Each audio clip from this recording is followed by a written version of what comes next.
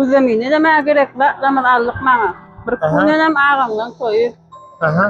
Royal Magazine yanına geçip barasın, yine gelip duranın sana da reşikat alay ederden, gösterayı hemen reşikleri amaçla konuşun. Yer. Alo. Selamünaleyküm, gel ağam geç. Aleykümselam. Olmaya da lan. Geç görül. Restorana giymene şulara mağa ucakken de genç. Hani? Buran? Bulardan razmervan dostum. Bar ağam arkayın görüştür ve sayılaver ağam razmerler. Badır emmesin. Var diyara.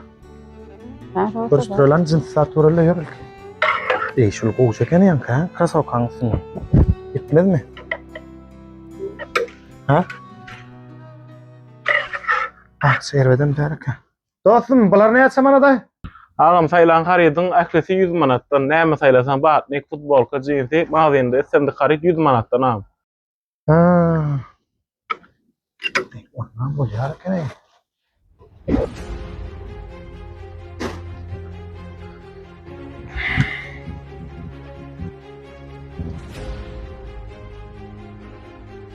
Alo.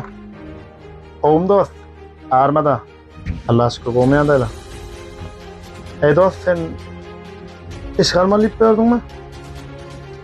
Avo.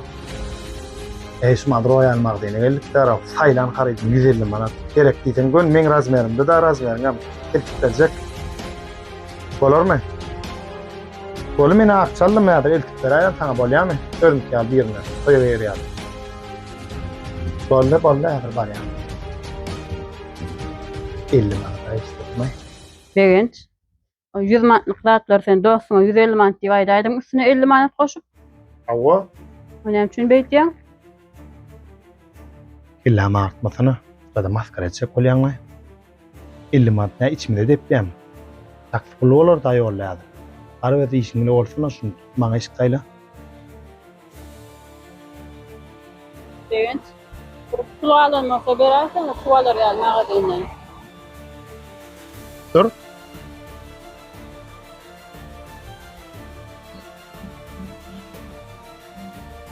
Yüz manat vardı onu kaç lira oğlum.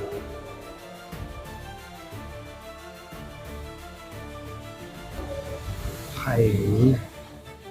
Genç. Görüyor musun yani dostum 50 manat takmayacak olayım. Senin motor 100 manat bol çıktı.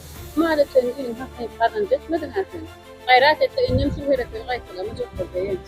Dostlar, hormatly agalar, gelýäňiz Royal Magazynyna saýlaýaňyz näme gejek bolsaňyz 100 manatdan boldy. Isle jinsi krasowka, jalbar, batnik, köýnök näme saýlaýaňyz baha 100 manat. Yerleşýän ýerimiz Taslama köçe 74-nji dom. Telefon belgilemizem 62 20 01 96. Arkaň jaňadyp arkaň gelip bilersiňiz.